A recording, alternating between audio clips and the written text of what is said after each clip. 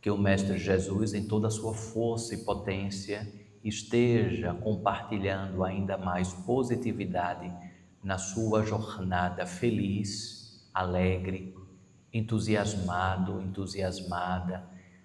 para o cumprimento do que precisa edificar diante daquilo que foi confiado pelo campo espiritual na sua trajetória, e que aos poucos você vai despertando dos gases adormecedores e que você vai empreendendo e percebendo que toda a atmosfera encarnatória é um mecanismo muito perfeito de proporcionar esta elevação espiritual, graduando-os cada vez mais na compreensão de que o outro é um mecanismo perfeito de que você aplique nas suas tarefas, as lições que você tanto lê, tanto ouve, tanto compreende do contexto espiritual. E nesta forma, em uma das visitas que assim realizei, complementando o que foi mencionado na quarta-feira passada sobre a fé, em um evangelho no lar, uma pessoa estava refletindo: afinal, quem é Deus? De qual tamanho é Deus? Qual a força? De que prova posso ter da existência de Deus? E então, em um ato de inspiração, coloquei alguns fragmentos de sementes a esta reflexão iniciática nesse Evangelho do Lar e fiz a promessa de que hoje, assim, mencionaria de uma maneira um pouco mais amplificada, não é? E então, só o fato de já questionar a existência de Deus já é um passo de estar com Deus, já está envolto a Deus, pois se assim Deus fosse indiferente, nenhum questionamento acerca da sua existência estaria sendo colocado, porque a mente humana, ela projeta em seu mecanismo eletromecânico, biológico, somente aquilo que traz importância para ser observado. Diante do córtex, ou seja, um campo cerebral que articula tudo aquilo que você vai pensar, vai fazer, vai agir, diante das membranas sutis dos neurônios, de forma muito mecânica, biológica, somente aquilo que traz verdadeiramente importância, o seu órgão, o cérebro, traz à tona para a sua mente, para o sistema do córtex central. Então, se você já traz esta reflexão e com isto vem para uma ativação do seu lobo frontal, ou seja, toda uma forma mecânica de expansão da consciência, pois todos aqueles que estão iniciando um contexto de conexão espiritual ativam as faixas cerebrais. Se vocês pudessem fazer no momento em que vocês estão fazendo uma prece ou questionando acerca da existência da espiritualidade de Deus, diante de um mecanismo que vocês possuem aqui, diante de exames específicos que compreendem as linhas, as oscilações eletromagnéticas que o cérebro vai produzindo por meio dos eletrochoques de neurônio a neurônio, produzindo por substâncias, proteínas específicas do campo cerebral, logo vocês verificariam que o campo lobo frontal é ativado de uma maneira maior, como se existisse um aglomerado maior, uma concentração maior sanguínea nesta região e, consequentemente, faz uma ativação. Se vocês pudessem visualizar em um campo de exame de imediato.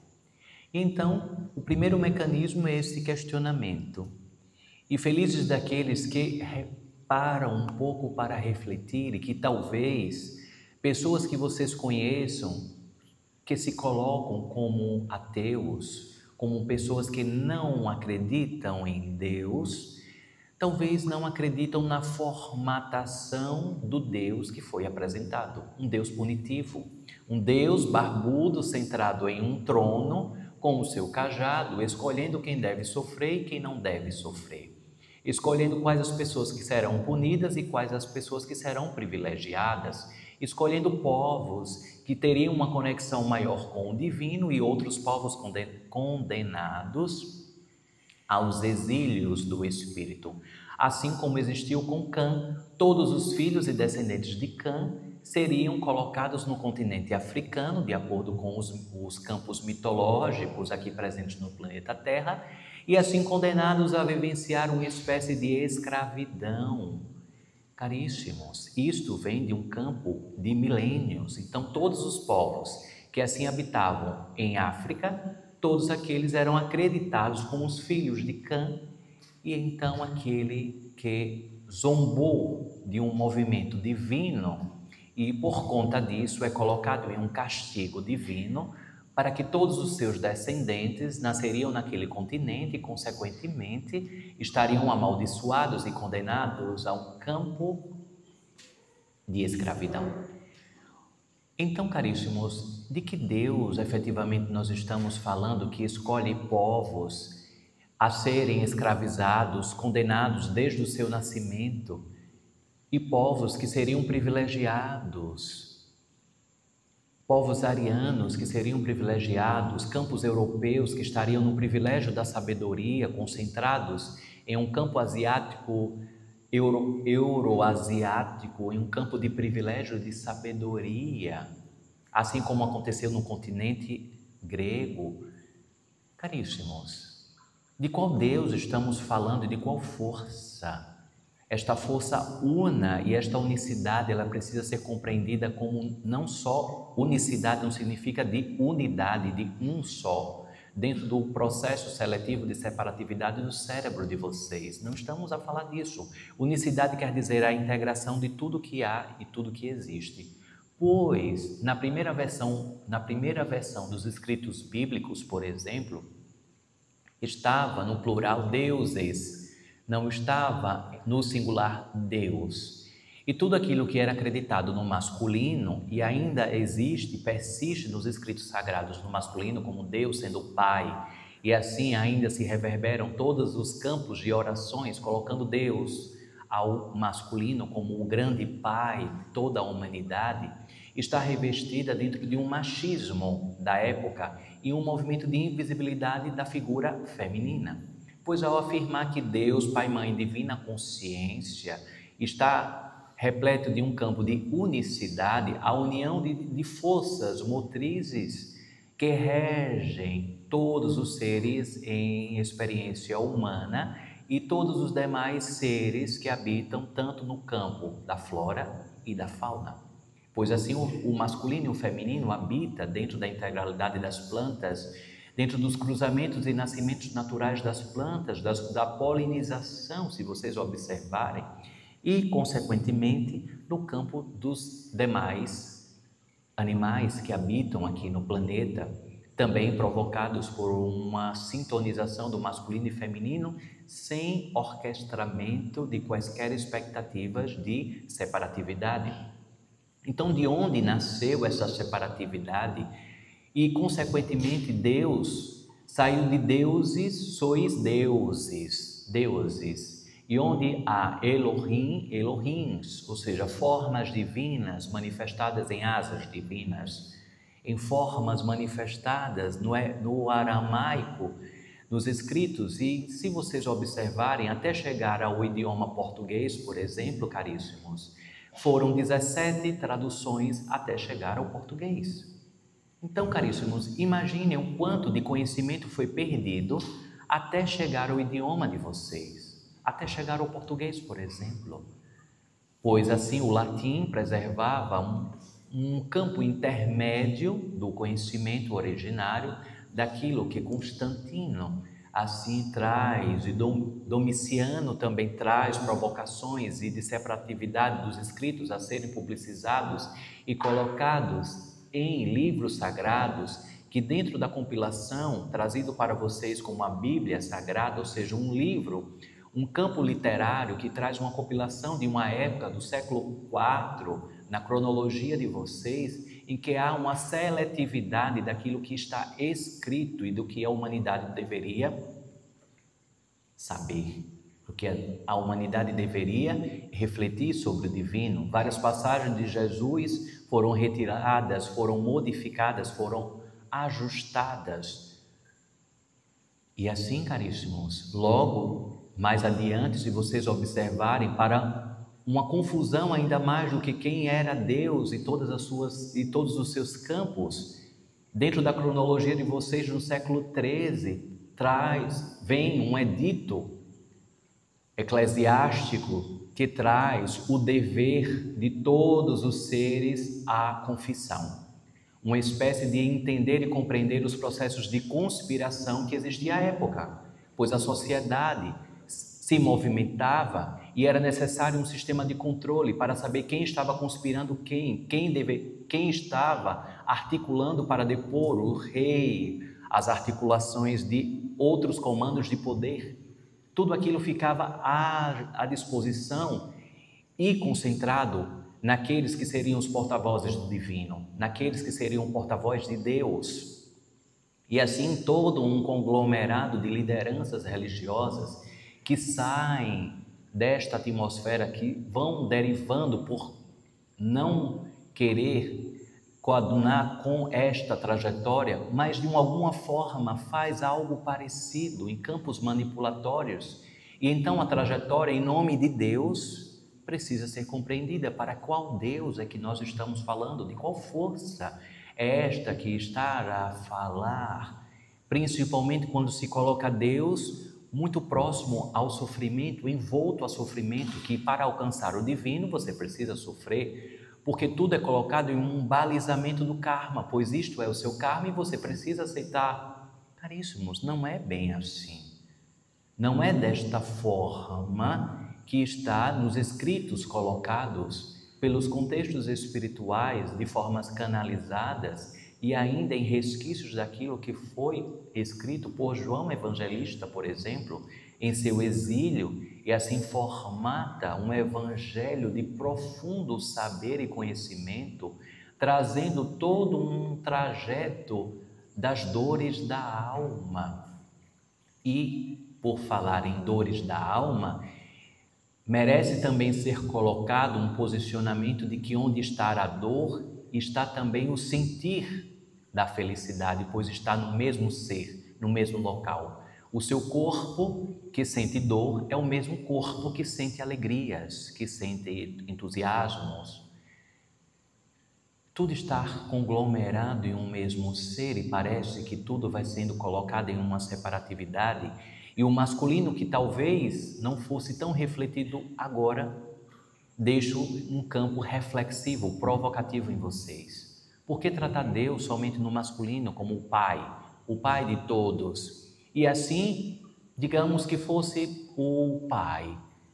O quanto ainda movimentos de milhões, bilhões de seres residentes no planeta Terra buscam nessa paternidade um aconchego silencioso dos equívocos de percurso. Busca-se um pai por conveniência, um colo de um pai somente para acalentar em momentos de dor, em momentos de desespero, em momentos de aflição. Então, de qual Deus é que nós estamos falando? Um Deus conveniente, uma força em que você projeta um campo arquetípico masculino como uma verdadeira forma paterna, promovendo uma neutralização das carências humanas por um colo paterno e, consequentemente, passa a um movimento figurativo idealizado, estático, fixo. Um pai que não deve jamais mostrar os equívocos do percurso, pois então deixa de estar na condição de pai, assim, refletida como se fosse o ideal, e assim deixa de corresponder às expectativas. E os seus legionários, consequentemente, vão passando de uma maneira que só interessa aquilo que for extremamente necessário diante do egoísmo da humanidade. Então, Deus está dentro do egoísmo da humanidade, dentro desta forma arquetípica que a sociedade há séculos e séculos vem enfrentando esta temática e mobilizando alguns seres em reflexos literários, filosóficos, colocaram e ainda colocam a religião, ou seja, o sistema de religação, o religare, como uma forma de monitoramento, de aprisionamento, um campo de aprisionamento. Talvez seja por isso que alguns sejam ainda afeitos ao repúdio às religiões e todas e quaisquer formas de religiões, pois assim ainda se administra uma visão de Deus punitivo, de Deus que coloca o demônio em seu corpo para logo trazer os mecanismos, os antídotos pacificadores para mostrar a benevolência do campo divino para aquele ser que estava purgando nas larvas demoníacas. Caríssimos, Deus, Pai, Mãe, Divina Consciência, está em todos os lugares, em todas as atmosferas. Em uma batalha, Deus está de um lado, está de outro, está no meio, está em todas as tarefas, mediando tudo aquilo que está sendo posto. Em um ambiente doméstico, um ambiente domiciliar, Deus está envolto em toda a atmosfera em que você projeta e materializa no seu dia. Deus está no ato contemplativo do seu silêncio, e o quanto o silêncio representa um mestre direcionador diante da formalização do campus de sabedoria que projeta em você.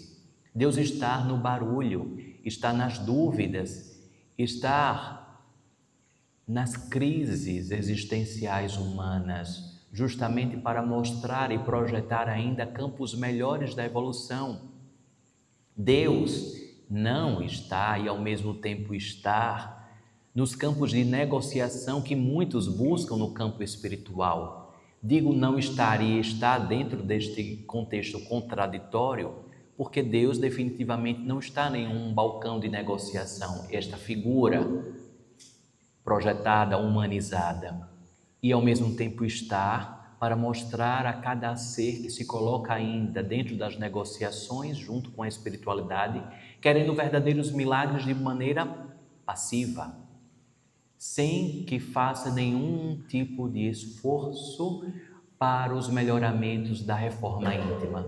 E estamos falando de reforma íntima, este mergulho pelo autoconhecimento espiritual que é posto em si. E a humanidade atualmente se entorpece cada vez mais, não só de medicamentos, mas se entorpece também de distrações tecnológicas e tantos outros campos que fogem de um campo de saber, de um campo de sabedoria, pois o sentir cada vez menos é buscado. Existe uma dor, logo precisa ter um antídoto imediato para retirar aquela dor. Existe uma crise, logo deve ter uma fórmula exata para retirar o ser da crise. Mas se o ser em experiência humana não tiver a consciência daquilo que está mobilizando, acontecendo com o seu corpo, logo não trará consciência e logo ficará refém de tantos e tantos e tantos campos entorpecedores. Então, caríssimos, assumir as responsabilidades de si, quantos suicidas vivos existem, querendo imediatamente cruzar o plano espiritual porque perdeu um ente querido, um amor, e fazendo com tudo para que o corpo vá perecendo, e um movimento de suicida, suicidas encarnados. E onde está Deus? Deus está ao seu lado, Deus está contigo. A centelha divina continua contigo, respeitando o seu livre arbítrio. Deus não fugiu de você, mas talvez você esteja fugindo de sentir e de se conscientizar que Deus, ele não é alvo para ser compreendido, mas para ser vivenciado, mas para verificar o sentir Deus em você. Digo trajetos suicidas porque venho acompanhando alguns seres, algumas pessoas que possuem comportamentos porque alguns entes queridos, apaixonamentos já cruzaram o plano espiritual e agem negligenciando o corpo, negligenciando o espírito, entorpecendo cada vez mais e destruindo todos os seus órgãos com envenenamentos medicamentosos, para que cruze rapidamente para o plano espiritual. Caríssimos, se assim for feito o cruzamento ao plano espiritual, assim será recepcionado como suicida. E talvez não seja o mesmo local que o seu ente querido esteja. Talvez o seu ente querido não foi recepcionado como suicida, e você sim. E então vibrações diferentes estarão e não haverá este encontro. Então não adianta empreender fugas, conscientes e inconscientes, para buscar e obsediar quem já está no plano espiritual, porque isto é um tipo de obsessão. Obsessão de encarnado para desencarnado. Em um plano obsessivo, você passa a vivenciar e pensar e chamar os seres que estão no plano espiritual diariamente, em um campo de sofrimento que você definitivamente escolheu não sair. Se apegou a um modo de sofrimento para chamar a atenção de si e de todos que cercam você e, consequentemente, do campo espiritual, clamando pela misericórdia divina, quando Deus, como se Deus estivesse distante de você, mas Deus está em você, está contigo. Então, de qual Deus é que nós estamos falando, vivenciando? Deus que apenas acalenta e age e mobiliza para a sua vida tudo aquilo que você quer, tudo aquilo que você determina, no modo e no tempo exato que você determina? Ou Deus vai mostrando sinais de modificações comportamentais das pessoas que estão ao seu redor, mostrando o quanto é importante você agir como um farol? A sua transformação está inebriando pessoas próximas e, consequentemente, por meio de atos, palavras e comportamentos, vai sendo balizado aos demais que estão próximos, porque você se tornou um exemplo da centelha divina ativa, da centelha divina que não está para convencer quem quer que seja. Você não está no abismo e na armadilha de provar Deus, mas sim de você vivenciar Deus, vivenciar a sua fé, vivenciar a sua verdade. E diga que esta verdade não é estática, mas sim em movimento, e você vai se transformando em cada movimento.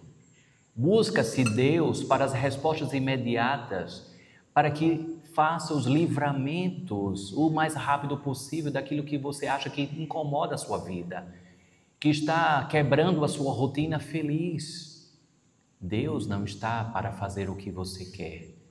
Esta estrutura de Deus, Pai, Mãe, Divina Consciência, está para pulverizar os sinais de compreensões para a subida dos degraus da vida, desta elevação espiritual, e que você precisa se responsabilizar por suas escolhas, pois o tempo é feito de escolhas, e assim, se você fez algumas escolhas na sua vida encarnatória, é preciso que você dê conta das suas escolhas. Deus está sempre contigo e nunca te desamparou. Deus, Pai, Mãe, Divina Consciência, e não o Deus metafórico humanizado que precisa chegar dos céus em uma carruagem de fogo para abrandar todas as dores da humanidade. Talvez seja um momento muito propício para que vocês quebrem esses paradigmas definitivamente, colocado diante da elevação da sua mente para a cristandade, um movimento crístico superior, para estabelecer este campo mais sutilizado de que as lamparinas apagadas também constroem o caminho. Mas a partir do momento em que você se conscientiza que as lamparinas estão apagadas em seu caminho, logo acredita em você a responsabilidade de acendê-las. E depois de acesas, cabe a você a manutenção da chama da sua lamparina ou das lamparinas que estão pelo seu caminho. E esta manutenção é onde muitos residentes planetários se perdem pelo caminho, vão se deixando pelo caminho, vão entregando as suas formas de agir, de pensar, delegando a outras pessoas sem fazer as suas próprias convicções, os seus relatos reflexivos do que efetivamente e como você tem vivenciado Deus. Afirmo, Deus está na simplicidade das coisas. Então, palavras simples, produzidas em consciência, traz ainda mais a força de Deus para você. Deus não está somente no momento em que você faz as suas orações. Deus está em todos os instantes, movimentos cronológicos da sua vida. Porém, precisa de atenção. E o quanto de zumbis, pessoas distraídas hoje, estão vivenciando o plano encarnatório. Pessoas que se distraem rapidamente. Pessoas que não estão presentes naquilo que se colocam em tarefas, naquilo que tem para fazer. E é colocado a culpabilidade em transtornos mentais. E não é justo, caríssimo, que de repente toda a humanidade agora está adoecida, com transtornos mentais que são classificados como distrações, como lapsos de memória, como lapsos de atenção. Talvez você tenha preenchido, por meio da inteligência artificial, o tempo que a tecnologia te deu, com ainda mais coisas para você se ocupar. Então, aquele tempo que você teria para descansar, você está ocupando ainda mais. Então, se você tinha o percentual de 40% de ocupação do seu tempo, hoje você elevou para 90%. E daqui a pouco você vai usar 100% do seu tempo, porque talvez você não compreenda que o descanso seja um lugar que habita Deus também. O descanso, o ócio. Deus está no ócio. Deus está no descanso, não o ócio negligenciado de empreender tarefas necessárias, mas o ócio de descanso. Descanso do corpo físico, da mente, do espírito. A conexão com o campo natural, a natureza, o ato contemplativo é a meditação cada vez mais frequente. Contextos em que você, tudo aquilo que você se comprometer, esteja presente. Se você se comprometeu em pegar um copo com água, esteja atento a pegar um copo com água. Pois assim você se comprometeu em pegar um copo com água. Trazendo esse exemplo muito metafórico e muito simples. Tudo aquilo que você se colocar e tudo aquilo que você perceber que você não pode mais acrescentar nas suas tarefas, seja verdadeiro e sincera de dizer, não posso assumir neste momento esta tarefa. Ou faça uma revisão daquilo que você já está em tarefas para verificar as coisas essencialmente necessárias de continuar contigo, porque muitas vezes você está perdendo tempo, perdendo escolhas com campos totalmente desnecessários na sua trajetória, dando atenção para pessoas que definitivamente não merecem a atenção e desprendendo energia em convencimentos, em querer que seres e mais seres ajam, falem, tomem atitudes que não surtirá nenhum efeito, porque não é de dentro para fora. Você está colocando do externo para o interno da pessoa. Enquanto não nascer de dentro da pessoa, não surtirá efeito. Trará um sentimento de frustração. E o seu exemplo edificará o outro, mas no tempo do outro. Então, quanto é importante, caríssimos, observar o contexto espiritual e o quanto de forma secular a espiritualidade vem sendo colocada como um balcão de negócios. Pessoas que querem um emprego melhor, pessoas que querem isso, aquilo, outro, buscando fórmulas, como se algum tipo de oferenda de frutas fosse transformar a vida em um passe de mágica, caríssimos. Onde está Deus dentro de você? Onde está Deus? De que forma Deus está contido em você? Qual é esse Deus? Qual é o campo arquetípico de Deus? É um Deus que aceita um ramalhete de flores e logo se vende pelo ramalhete de flores?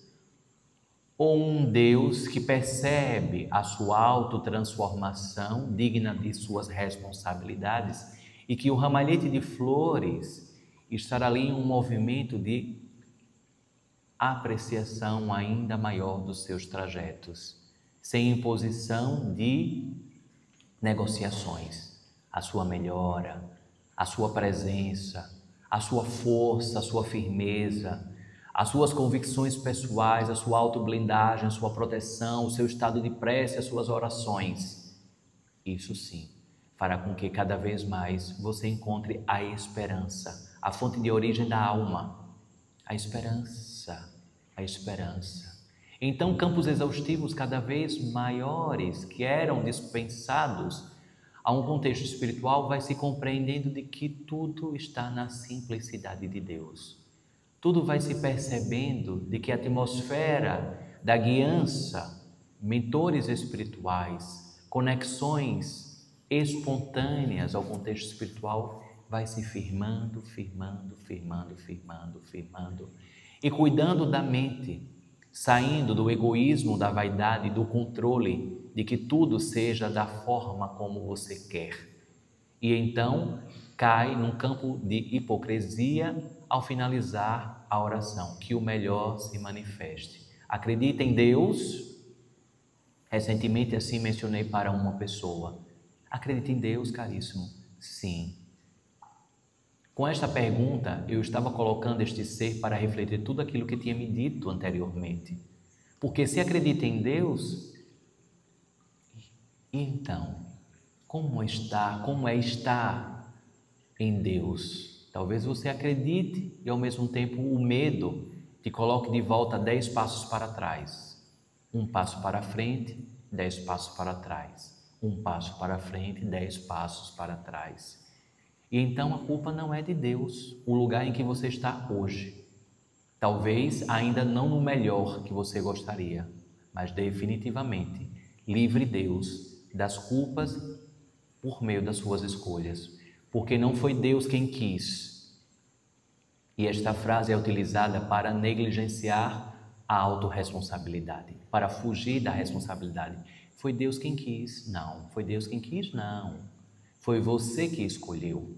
Você quem quis. Você que escolheu tudo que está manifestado na sua vida. E Deus, esta forma pulsante de consciência, foi te elevando por meio das suas escolhas. Se foram caminhos benéficos, positivos, assim você está. Se foram caminhos destrutivos, assim você está. Porque a forma de Deus, Pai, Mãe, Divina Consciência, vai colocando, respeitando cada vez mais o seu livre arbítrio. Então, que possa Deus estar no lugar de Deus e a humanidade no lugar da humanidade. Assim seja, não é? Assim seja. Graças a Deus.